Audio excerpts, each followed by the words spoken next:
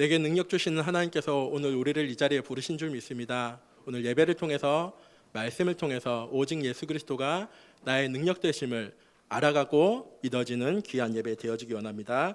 오늘 우리에게 주실 말씀 열왕기상 8장 27절에서 30절 말씀입니다. 열왕기상 8장 27절에서 30절 말씀입니다. 제가 가진 성경 525페이지입니다. 제가 봉독해 드리도록 하겠습니다. 하나님이 참으로 땅에 거하시리이까 하늘과 하늘들의 하늘이라도 주를 용납하지 못하겠거든 하물며 내가 건축한 이 성전이오리이까.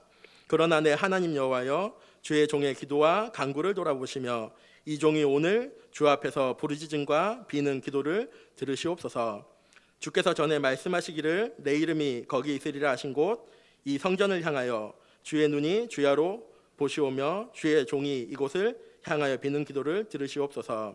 주의 종과 주의 백성 이스라엘이 이곳을 향하여 기도할 때에 주는 그 간구하심을 들으시되 주께서 계신 곳 하늘에서 들으시사 사하여 주옵소서. 아멘. 목사님 나오셔서 예수 그리스도 이름으로 라는 말씀으로 우리에게 말씀 주시겠습니다.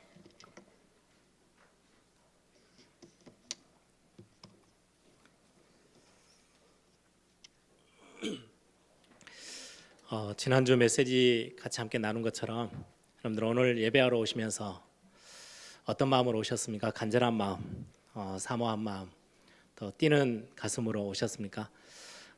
예배를 성공한다는 것은요, 단순히 예배 시간 잘 지켜서 예배하러 이 예배당에 나오고 시간 잘 지켜서 또 교회 봉사하고 헌신하고 말씀 잘 듣고 또 말씀 잘 메모하고 그게 예배 성공한다라는 것은 그런 의미는 훨씬 더 그것도 포함되고 있지만 더 큰 의미가 있죠. 예배한다라는 것은 하나님을 인정한다는 거예요. 내 삶에 있어서 실제 하나님의 은혜가 필요함을 고백한다는 말이고요. 예배를 성공한다는 것은 하나님 없이는 내 삶이 살아갈 수 없습니다. 하나님의 은혜가 내게 필요합니다. 이거 고백하고 이거 찾아내고 하나님을 경외하고 하나님을 사랑하는 최고의 극치의 우리의 삶의 모습이 예배하는 거예요. 단순히 예배 시간 맞춰서 와서 찬송가 성경책 들고 와가지고 찬송 부르고 헌금하고 말씀 듣다가 가는 게 아니고 우리의 중심을 하나님이 계신 곳에 우리의 마음을 두는 거, 그게 예배하는 거죠. 우리 하나님의 자녀들이 제일 큰 문제, 제일 큰 실수가 뭐냐니까 우리가 한 주간을 살아가는 동안에 하나님 없어도 괜찮아 라는 생각들이에요. 가장 큰 실수고 가장 큰 문제예요. 광야를 40년 동안 살아갔던 이스라엘 백성들에게 하나님이 그들을 광야에서 완전히 지키시고 전혀 다른 환경들이 이스라엘 백성들을 하나님의 백성들을 해하지 못하고 하나님이 그들을 완전히 승리케 하셨던 비밀의 몇 가지 시스템을 딱 두셨거든요. 그게 뭐냐니까 하나님께 예배할 수 있는 시스템을 가장 먼저 두셨어요. 그게 성막이에요.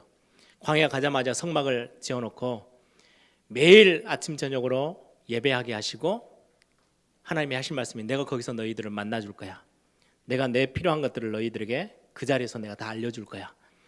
하나님과 사귀고 하나님과 함께하고 하나님과 교제하는 굉장히 중요한 시간으로 예배, 성막이라는 시스템을 주셨어요. 뿐만 아니라 매일매일의 삶에서 하나님 없이는 살아갈 수 없는 광야에서 만나라는 것을 허락하셔가지고요, 매일 하나님의 은혜를 사모하도록 하나님 그 시스템을 딱 주셨어요. 하나님의 은혜가 내게 필요합니다. 이걸 매일같이 고백하도록. 그거 없으면 살 수가 없어요. 광야 땅이라는 곳은. 저와 여러분의 인생이 그렇습니다. 영적인 원리가 똑같아요. 하나님 오늘도 나에게 은혜를 주셔야 돼요. 내 산업의 현장, 학교의 현장, 내가 살아가는 곳에 하나님의 은혜가 정말로 내게 필요합니다. 이 고백이 있는 동안에는 여러분들은 그곳에서 절대 어려움을 당하지 않게 될 것입니다. 뿐만 아니라 내가 어디로 가야 될지 잘 모를 때 광야에서 구름기둥, 불기둥을 가지고요 40년 내내 인도하셨어요. 언약궤를 앞에 두고 그들의 삶을 인도하셨어요. 하나님은 여러분들의 매일의 삶을 아시고 인도하시고 지키셔요. 그 하나님의 은혜를 저와 여러분이 사모하고 오늘 또 나는 하나님이 내게 말씀하신 이 언약의 말씀 붙잡고 내게 주시는 은혜로 내가 오늘 또 충만케 되기를 원합니다. 이게 예배 회복하는 굉장히 중요한 비밀입니다. 오늘 여러분들이 그런 예배가 저와 여러분의 회복되기를 바랍니다. 여러분들 오늘 또 예배하시면서 그냥 단순한 예배가 아닌 참 감사가 회복되어지는 예배 되기를 소망합니다. 참 감사가 회복되어진다는 것은요, 믿는 자들이 구원받은 저와 여러분이 참 구원받았다는 것을요 너무 쉽게 생각하고 가치 없게 생각하는 경우가 참 많아요. 왜냐니까 이 구원을 엄청난 대가를 치르고 받은 게 아니거든요. 예를 들어서 10억을 내야 저와 여러분이 구원받을 수 있어. 그럼 이거 10억 모으려면요, 어떤 신문에 보니까 평생을 그냥 평범한 직장 생활을 하는 사람은 평생을 겨우겨우 모아도 몇 억 못 모은대요. 이게 1억 2억이 쉬운 돈이 아니거든요. 근데 10억을 내야 구원받을 수 있어. 그러면 뭐 진짜로 구원받기 위해서요 엄청나게 아껴가면서 참아가면서 돈을 모아서 이걸로 구원을 샀다. 그 구원은 굉장히 가치 있게 느껴지겠죠. 내 인생 다 투자했는데요 거기에. 그런데 그걸로도 구원을 살 수가 없어요. 어떤 분들은 신앙생활하면서 굉장히 바르게, 성실하게, 성결하게, 거룩하게 살려고 몸부림칩니다. 굉장히 중요한 거예요. 그런데 그 부분은요 최선을 다해서 윤리도덕적으로도 그렇고 흠이 없게 말씀을 잘 지켜가면서 실수하지 않으면서 나름대로 내가 정직하게 잘 살아가려고 몸부림쳐가지고 가는 부분은요 어디 부분에 영향을 주냐니까요. 자범죄 수준에 영향을 줘요. 우리의 자범죄들이 조금 많이 줄겠죠. 실수가 좀 많이 줄어 있겠죠. 좀 우리의 삶이 많이 그래도 잘 이렇게 정돈돼 있겠죠. 그건 자범죄 수준을 조금 이렇게 정리한 거예요. 아무리 우리가 열심히 살고요 최선을 다해서 살고 정말로 성결하게 정말로 바르게 살았는데 해도 절대로 건드릴 수 없는 문제는 원죄에 관련된 문제예요. 원죄의 수준은요 건드리지도 못해요. 아예 다가서지도 못해요. 그래서 하나님이 우리에게 10억 20억 아니면 대단한 열심 거룩함 바르게 사는 거 이걸 요구하지 아니하시고요 그냥 은혜로 구원을 주셨어요. 왜? 우리 힘으로 할 수 없으니까. 좀 수준 낮은 단어로요 공짜로 우리가 받았어요. 거저 받았어요. 그러다 보니까요 구원받음이 잘못 생각하면요 가치가 없게 느껴져요. 그래서 우리는 감사 잘 못하고요 그냥 그렇게 살 때가 참 많이 있어요. 우리가 받은 거는요 돈으로 따져서 공짜가 아니고요 우리가 지불할 수가 없기 때문에 우리가 그거를 감당할 수 없기 때문에 하나님이 그냥 우리에게 은혜로 주셨어요. 그걸 우리가 믿음으로 붙잡고요 나 것으로 삼는 거예요. 얼마나 감사한지요. 여러분들 구원받은 것뿐만 아니라 나중에 우리 메시지가 끝나고 나면요 진짜 감사의 제목들이 여러분들에게 회복되어지는 시간 되길 바랍니다. 우리 옆에 있는 분들에게 한번 그렇게 축복하면서 인사하실까요? 오늘 예배가 하나님의 은혜로 충만케 되어지는 시간 되길 바랍니다. 한 번 더 인사하기를 오늘 예배 하나님 앞에 최고의 감사가 회복되어지는 시간 되기를 바랍니다.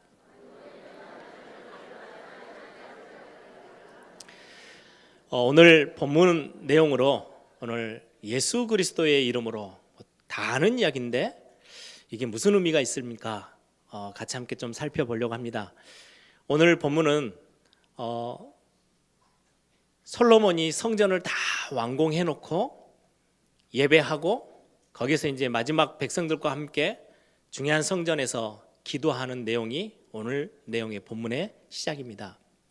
여러분들 솔로몬의 성전이 어떻게 지어진지 대충은 아시죠? 처음 시작은 다윗으로부터 시작했어요. 다윗이 하나님을 사랑하는 그 마음이 얼마나 강했는지요. 왕이 이제 왕으로 딱 세워지고 나니까 제일 먼저 하는 게 뭡니까? 왕이 살 수 있는 왕궁을 짓는 거예요. 온 백성이 힘을 다해서 왕궁을 다 지어줬어요. 그런데 다윗은 이게 편하지 않은 거예요. 나는 왕이 돼가지고 너무 좋은 집에서 너무 좋은 화려한 이 왕궁에서 내가 잠을 자고 먹고 있는데 하나님이 거하시겠다고 했던 우리를 만나주시는 그 예배 처소 성막은 바람 부는 곳에 있어요. 텐트니까 바람 불면 휘청휘청 하고요. 이게 너무너무 마음에 안 좋은 거예요. 내가 하나님 언약궤를 두고 하나님이 거하실 수 있는 성전을 제가 하나님 앞에 지어드리겠습니다.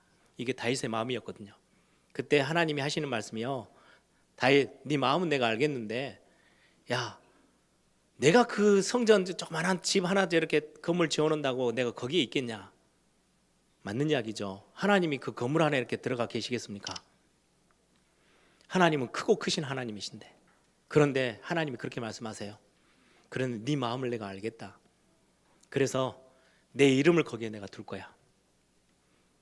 그런데 너는 너무 많은 피를 흘렸기 때문에 너를 통해서는 성전을 지을 수가 없어. 네 혈통, 네 아들을 통해서 성전 짓게 할 거야. 그 다윗의 그 중심과 마음을 받으시고 대신에 성전 짓는 행위는 아들 솔로몬을 통해서 하시겠다고 하나님이 약속하셨어요. 그래서 다윗이요, 모든 재료, 성전 지을 수 있는 단 하나도 빠짐없이 다 모든 물질부터 시작해서요, 인력, 재료 다 준비해 놓았어요. 그리고는 아들을 불러서요, 하나님이 약속하셨던 성전, 하나님의 이름을 두기로 한 그 성전, 하나님의 이름을 위하여 짓는 성전을 네가 꼭 지어야 해.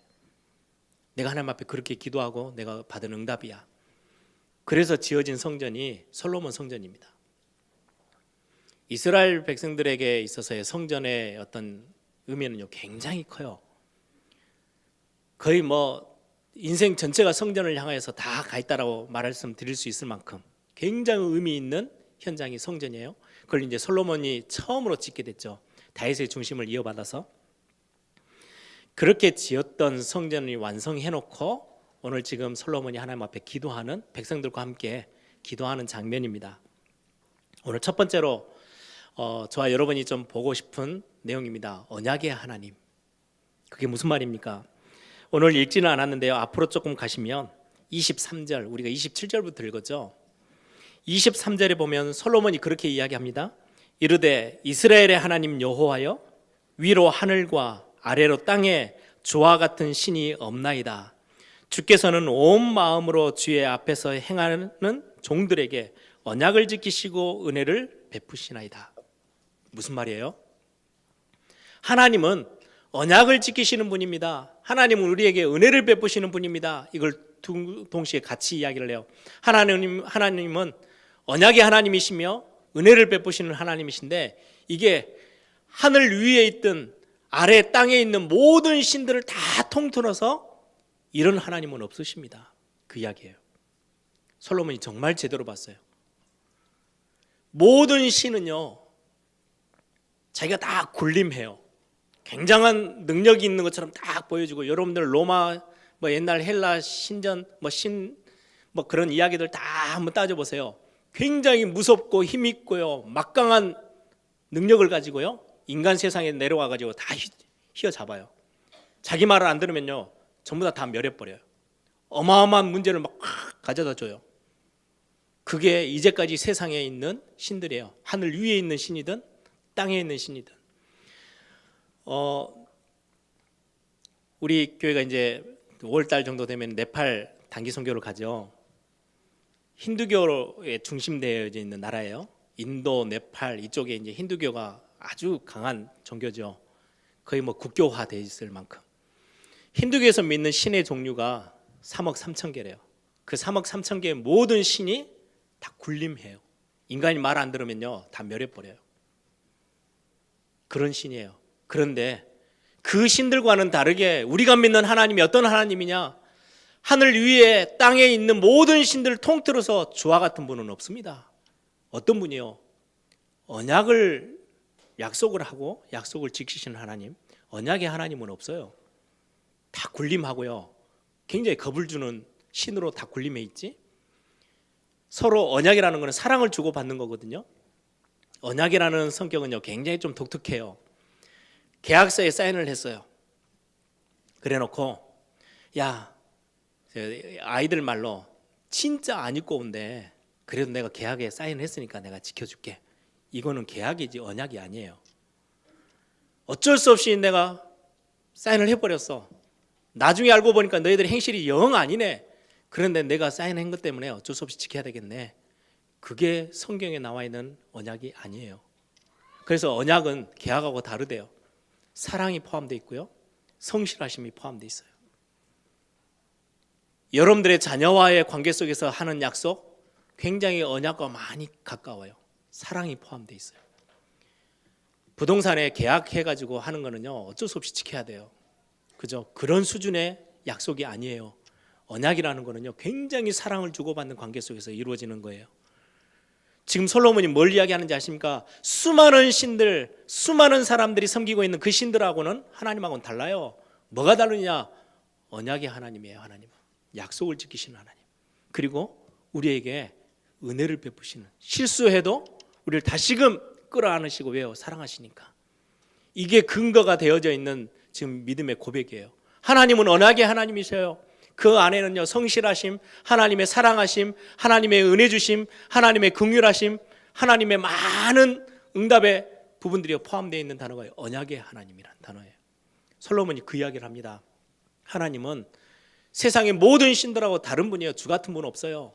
하나님은 우리와 사랑으로 언약을 맺고 이 언약을 지키시고 은혜 베푸시는 하나님이셔요. 그 고백을 가장 먼저 합니다. 그러면서 기도하는 거예요.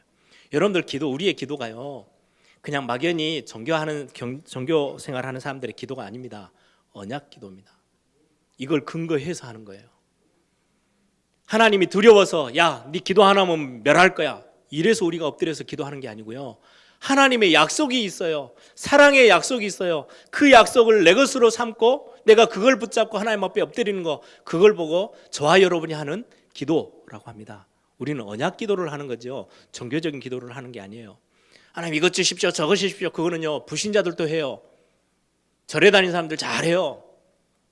시시때때로 가가지고요, 뭔가 헌금해 가면서요, 자기 기도 제목을 쫙 나열합니다. 그 기도 말고 하나님과 우리와의 관계 속에서는 아버지와 자녀와의 관계 속에서 언약 주신 하나님 앞에, 언약을 이루신 하나님 앞에 하는 기도가 우리의 기도예요. 똑같은 단어를 써서 그렇지 의미는 완전 달라요. 지금 솔로몬은 그걸 딱 제일 먼저 끄집어냈어요. 하나님은 언약의 하나님이시죠. 오늘 그 언약의 하나님 앞에 내가 하나님 앞에 기도합니다. 그 이야기를 지금 하는 겁니다. 여러분들, 언약 기도라는 거는요, 말씀을 근거하는 거예요. 그래서 여러분들이 주일날 예배하러 와서 말씀을 들어요. 이 설교를 듣는다는 걸 여러분이 잘 이해하셔야 돼요. 많은 목회자들과 많은 교회들이 요즘 21세기를 이렇게 현대 교회로 오면서요, 성도들이 원하는 이야기를 해줘요. 왜요? 안 그러면 교회 옮겨버리니까. 듣기 싫은 이야기를 자꾸 하면 뭐 교회가 얼마나 많습니까? 하나만 있는 게 아니잖아요. 가요. 요즘 또 이동수단이 얼마 좋아요. 차 다 있어요. 옮겨가면 끝이에요. 그러다 보니까요, 성도 안 놓치려고요, 성도님들이 듣기 좋아하고 필요로 하는 이야기들 자꾸 해요. 하나님이 원하시는 이야기 전혀 필요 담지 않아요. 성경에는 굉장한 경고의 메시지, 성경에는 지옥에 대한 메시지, 죄에 대한 메시지, 경고에 대한 메시지도 많고요, 하나님의 사랑의 메시지, 하나님의 언약의 메시지, 하나님의 많은 응답의 메시지들이 담겨져 있어요. 저와 여러분이 주일날 와서 설교를 듣는 것은 목사의, 여러분들의 귀를 즐겁게 하는 이야기를 듣기 위해서 온 게 아니고요, 목사는 신부군일 뿐입니다. 하나님의 말씀을 듣는 거예요. 뭘로요? 언약으로. 그래서 신약, 구약 이렇게 했을 때는요, 구약이라는 건 옛 언약, 하나님이 예수님이 오시기 전에 하셨던 옛 언약을 구약, 신약은요, 예수님이 오신 새 언약을 보고 신약이라고 해요. 그래서 성경 66권은 하나님의 언약으로 돼 있어요. 하나님의 약속의 말씀이에요. 가장 큰 약속의 말씀은 뭡니까? 너희들이 완전히 멸망당해 있는데 거기서 내가 건져줄 거야. 너희들을 건지기 위해서 내가 내 독생자 아들 메시아 그리스도를 보내서 해결할 거야. 내가 너를 사랑해. 너는 내 자녀고 나는 너의 하나님이 아버지야. 내가 너와 함께 할 거야. 이게 성경이에요. 완벽한 약속이에요. 이게 담겨져 있는 게 성경이거든요. 그래서 우리가 주일날 와서 예배하는 거예요. 말씀도 듣고요. 여러분들이 그 말씀 속에서 뭘 붙잡고 기도해야 될지를 여러분들이 말씀 속에서 찾으셔야 돼요. 그걸 보고 언약 기도라고 합니다. 솔로몬이 정말 기도 제대로 잘한 거죠. 하나님은 상천하지에 어떤 다른 신과는 다른 하나님이십니다. 뭐가 다르냐? 등치가 크냐? 힘이 더 막강하냐? 그 말이 아니에요. 하나님은 언약의 하나님이십니다.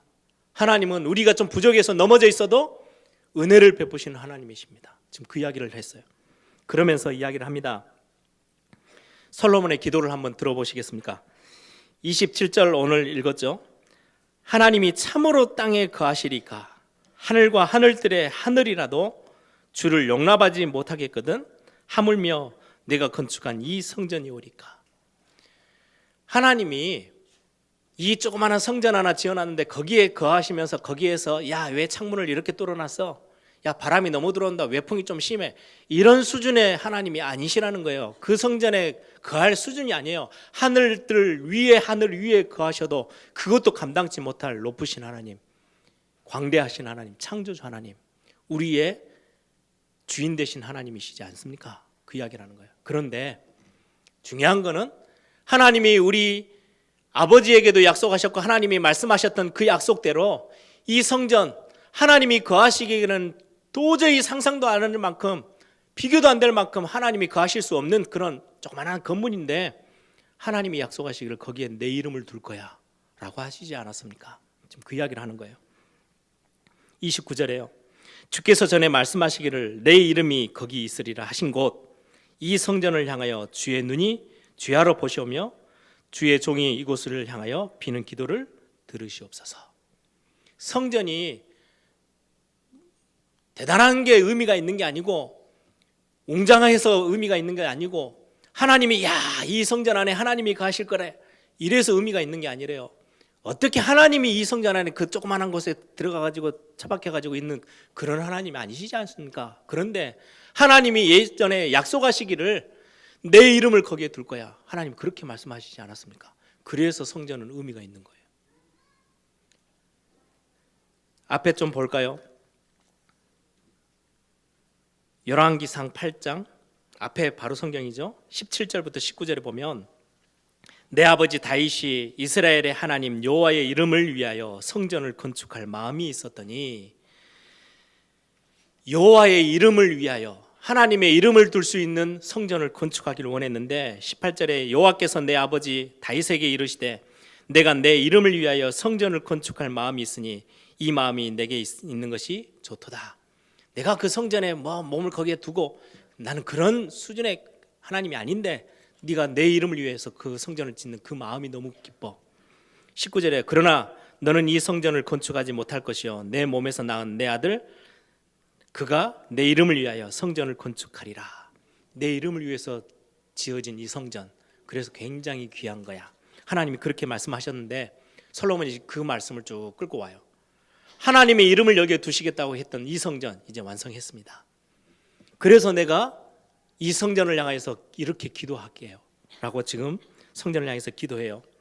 이 기도를 솔로몬이 했던 기도를 하나님이 그대로 들으시고 뭐라고 반응을 하셨냐. 9장에 한번 먼저 저 바로 뒷장에 한번 보실래요? 열왕기상 9장 3절에 보면 여호와께서 그에게 이르시되 솔로몬에게 지금 말씀하시죠. 이 솔로몬의 기도를 다 들으시고 여호와께서 그에게 이르시되 내 기도와 내가 내 앞에서 간구한 바를 내가 들었은즉 나는 내가 건축한 이 성전을 거룩하게 구별하여 내 이름을 영원히 그곳에 두며 내 눈길과 내 마음이 항상 거기에 있으리니. 하나님의 눈길, 하나님의 마음 뿐만 아니라 내 이름을 거기에 둘 거야. 그것도 영원히. 그렇게 약속해요. 여러분, 이름을 둔다라는 거는요 굉장히 중요한 의미가 있어요. 여러분들이 이렇게 사인을 할 때 도장을 찍을 때도 여러분들 이름이 새겨져 있는 도장을 찍죠. 그렇죠? 그거는 여러분들의 거를 여러분들 전체를 다 거는 거예요. 제가 미국에서 무슨 서류에 이렇게 사인을 해야 되는데요. 제가 이제 제 줄인 저 이름이 저 영어로 그냥 진, 이름 부르기 쉬우라고 진 파크 이렇게 해서 불러요. 그런데 그렇게 사인을 하니까요 안 쳐주더라고요. 제 풀 전체 이름이 다 들어가야 돼요. 성진 팍 이렇게 들어가야 돼요.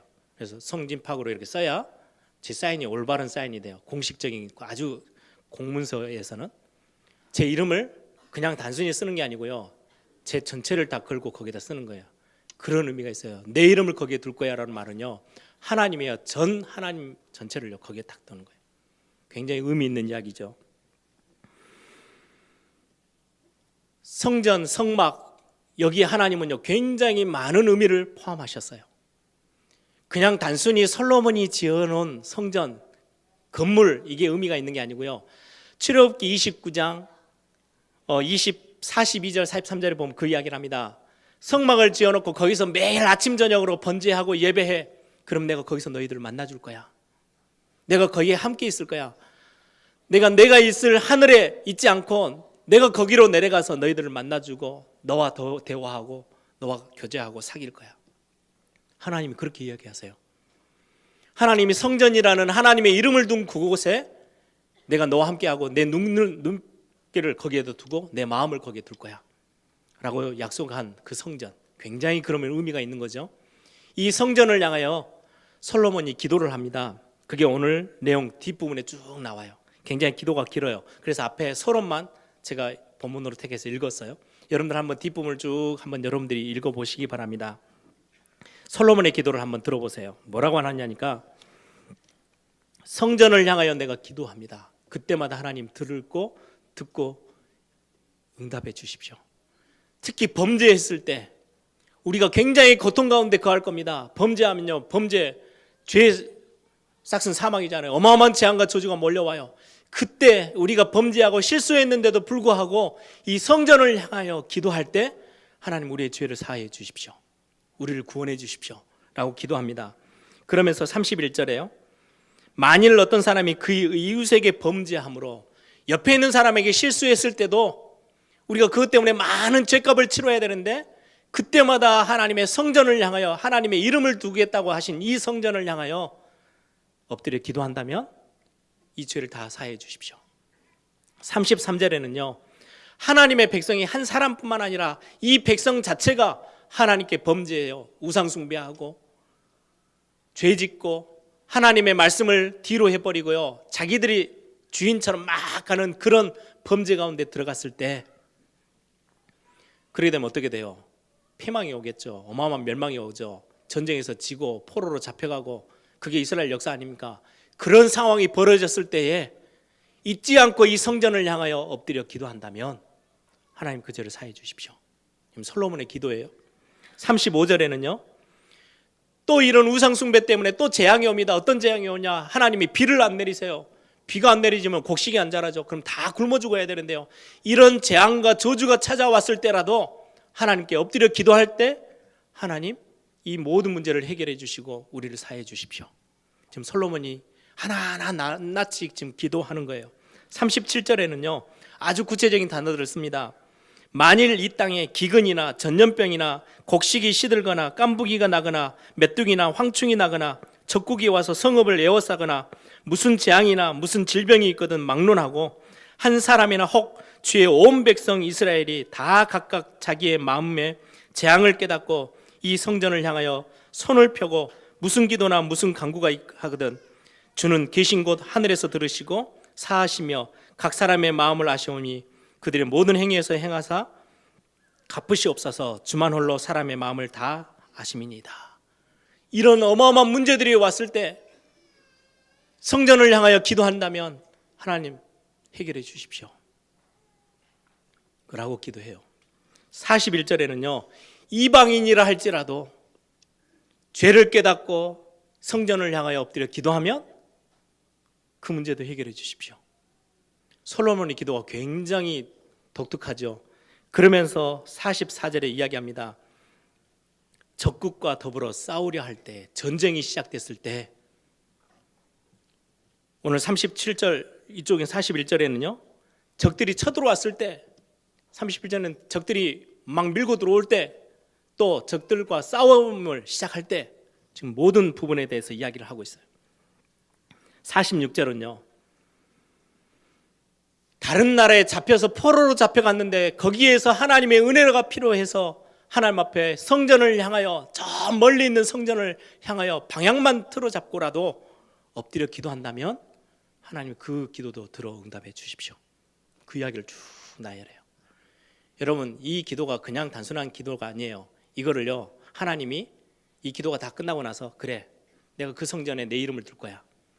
그리고 내 눈길과 내 마음을 두고 네가 하는 기도 그대로 내가 응답할게라고 딱 도장 찍고 약속을 했어요. 그 약속대로요, 내내 그 뒤로 있는 수많은 일들 속에 많은 믿음의 사람들이 언약 기도를 시작합니다. 그냥 기도가 아니에요. 다니엘 기억하시죠?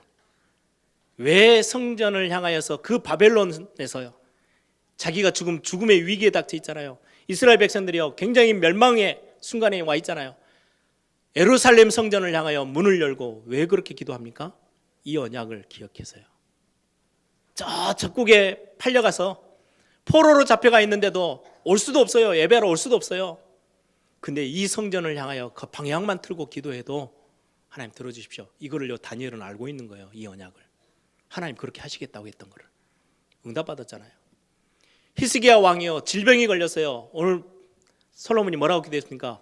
어떤 전염병이든 질병이 찾아왔다 할지라도 성전을 향하여 기도하면,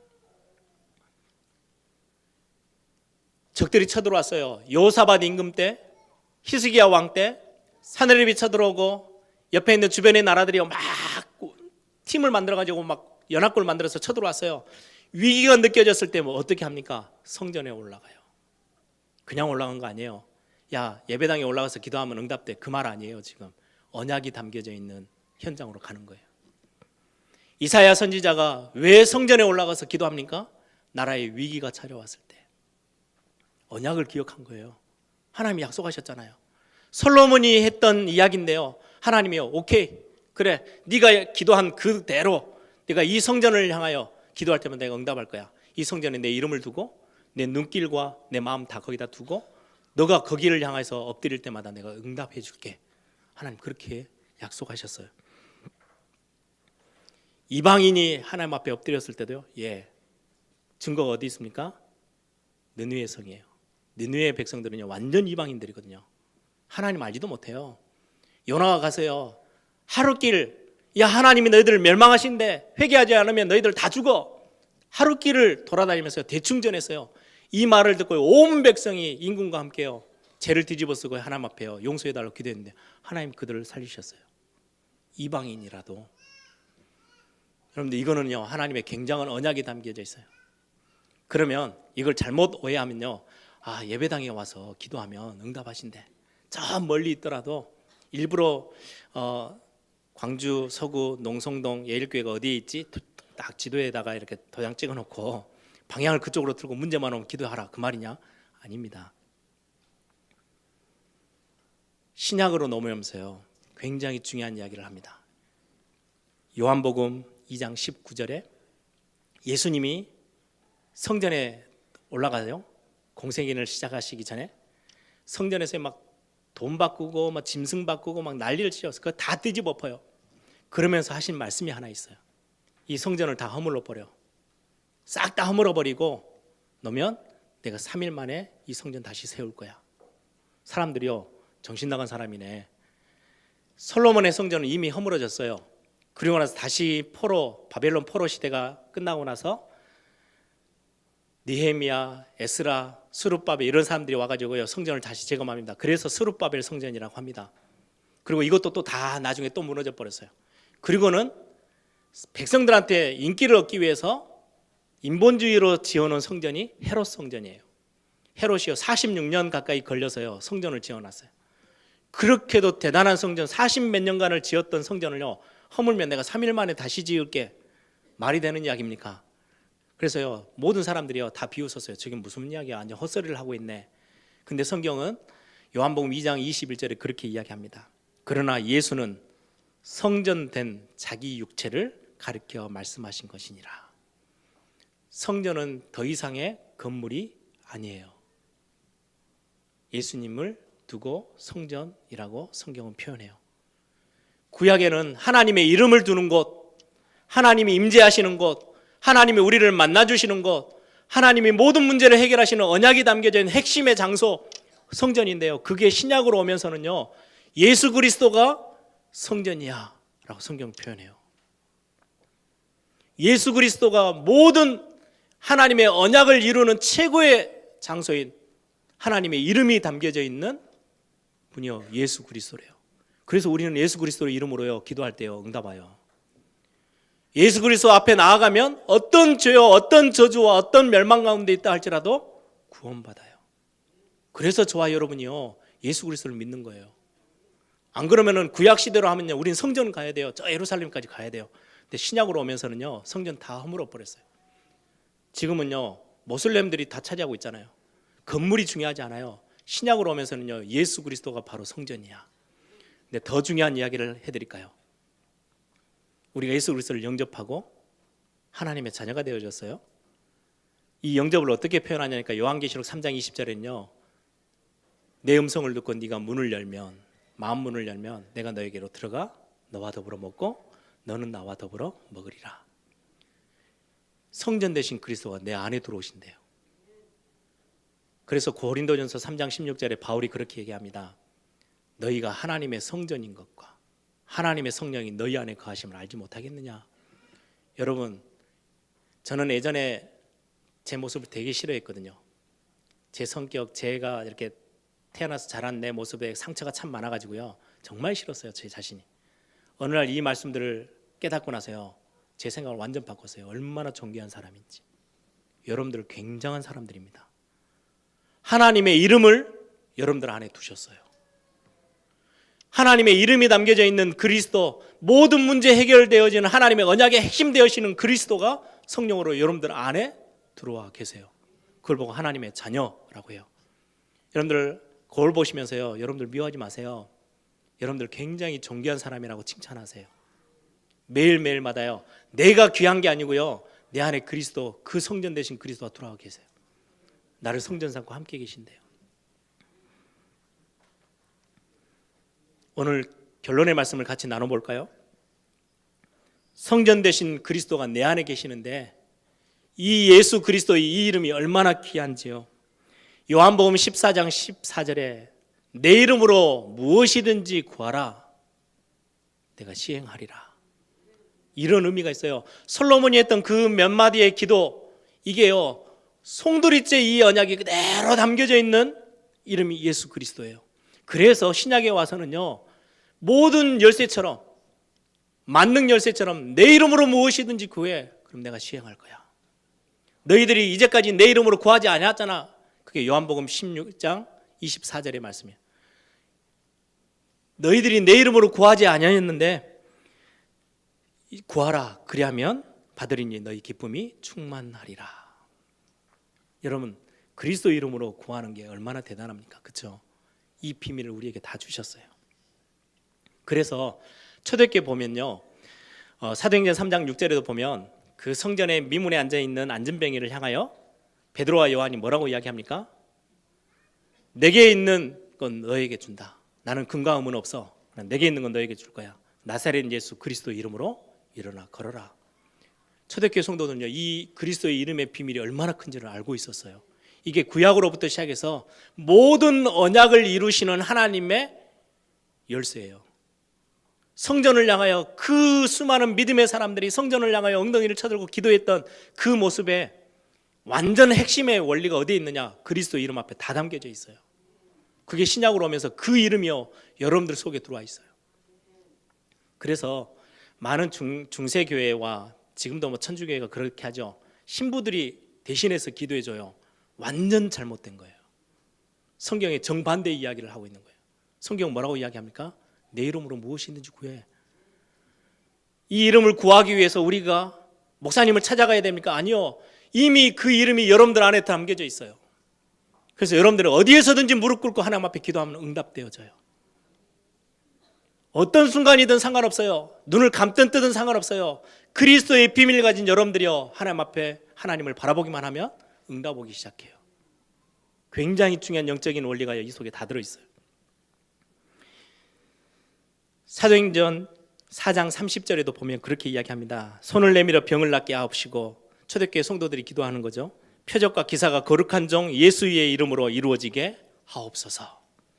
사도행전 16장 18절에는요 빌립보 지역에 들어가서 바울 전도팀이요 전도하려고 하는데 막 방해하잖아요. 점치는 귀신 들린 여종, 이 여종을 향하여서 바울이 하는 이야기입니다. 점치는 귀신들을 여종에게 그 귀신에게 이르되 예수 그리스도의 이름으로 내가 내게 명하노니 그에게서 나오라 하니 귀신이 즉시 나오니라. 누구 이름으로요? 예수 그리스도의 이름으로. 바울이 왜 이 예수 그리스도의 이름을 활용합니까? 사용합니까? 이 언약에 어마어마한 비밀들이 담겨져 있어요. 그러면 여러분들 기도할 때 그러면 어떤 분들이 질문해요. 렘넌트도 꼭 이런 질문 하거든요. 그러면은 기도하고 제일 나중에 예수 그리스도의 이름으로 기도합니다. 이 말을 빼버리면 기도 응답 안 되는 건가요?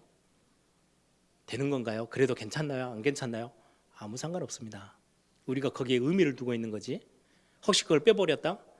여러분들 안에 이 이름이 이미 담겨져 있어요. 우리는 복음 안에 살고 있는 사람들이에요. 그래서 여러분들이요 생각만 해도 응답으로 온다는 것은 굉장히 중요한 영적 원리입니다. 여러분들 그리스도 안에 있어요. 하나님을 어떻게 만나고 하나님을 어떻게 사귀고 하나님과 함께 그 어마어마한 축복을 교제할 수 있습니까? 여러분들이요 이미 하나님과 통할 수 있는 완전히 영적인 비밀이 여러분들 안에 다 심겨져 있어요. 내가 곧 길이요 진리요 생명이니 나로 말미암 자권을 아버지께 올 자가 없다. 예수님이 하신 이야기. 하나님의 이름이 담겨져 있는 예수 그리스도 그 이름 여러분들 안에 이미 다 들어와 있어요. 그걸 보고 구원받은 자라고 해요. 여러분들이 어떤 상황이든 어디에서든지 상관없어요. 엎드리면 응답하여. 사단이 제일 구원받은 자들에게 빼앗아버린 건 뭔지 아십니까? 기도의 비밀이에요. 저는 오늘 말씀을 정리하면서 그런 생각을 했어요. 서울의 강남에 가면 그 논술 애들 학원 보내고 이렇게 진로 상담 받고 이렇게 하는데요. 한 번 만나는데 전문가들 만나는데요. 몇백만 원, 1,000만 원씩도 준대요. 대단하죠. 제가 엊그제 제 와이프한테 들었는데 어떤 부모들은요. 학부모들끼리 선생님들끼리 모여서 이제 이렇게 회의를 하는데 제일 안타까운 게 그거래요. 어떤 아이는 학교 끝나고 나서 다니는 학원이요. 한 주간 동안에 21개래요. 애들이 거의 죽어나가는 거죠. 능력이 되면 충분히 그렇게 부모들이 얼마나 많은 것들을 진짜 제대로 된 걸 해주고 싶어 하겠습니까? 그래서 하는 거겠죠. 틀렸다 나쁘다 이걸 다 떠나서 저는 그렇게 해줄 만한 능력은 없어요. 근데 저는 최고의 것을 제 자녀들에게 우리 교회 있는 렘넌트들에게 전달하고 싶어요. 그게 뭔지 아십니까? 예배의 비밀하고 기도의 비밀이에요. 그 속에 다 들어있거든요. 성경 66권 여러분들의 응답으로 완전히 거머쥘 수 있는 최고의 이름을 주셨어요. 그게 뭐냐? 예수 그리스도의 이름이에요. 저 멀리 있는 게 아니에요. 내가 착한 일을 심하게 많이 해가지고 그걸 붙잡을 수 있느냐? 아니요. 이미 여러분들 속에 들어와 있어요. 그걸 보고 구원받았다라고 해요. 여러분 오늘 이 축복을 탁 가슴에 담고요. 이번 한 주간 동안에 기도의 축복 빼앗기지 마세요. 어느 순간에든 예수 그리스도 그 이름으로요. 엎드려 기도하세요. 응답하여. 오늘 솔로몬이 했던 그 모든 내용들 엄청난 재앙이 오고 우리의 실수 때문에 우리의 연약함 때문에 우리의 범죄함 때문에 하나님을 떠나버렸던 그 재앙과 저주 가운데서도 그리스도 이름 앞에만 엎드리면요 다 해결되어져요. 그게 저와 여러분에게 주신 최고의 특권입니다. 천국의 어마어마한 비밀을 저와 여러분 걸로 소유할 수 있는 이름 예수 그리스도의 이름. 함께 기도하겠습니다.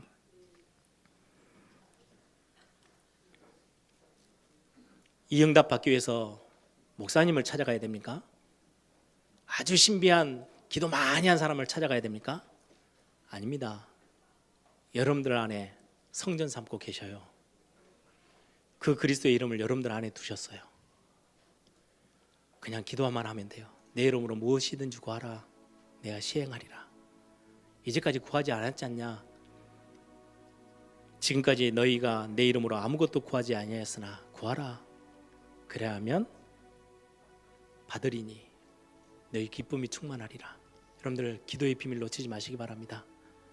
하나님 이번 한 주 내가 기도의 최고의 비밀 이거 환경에 사람 때문에 감정 때문에 사단에게 빼앗기지 않도록 지키시고 기도의 비밀 속에서 응답 누리는 한 주간이 되게 하옵소서. 한번 다 같이 한번 통성을 함께 기도합니다.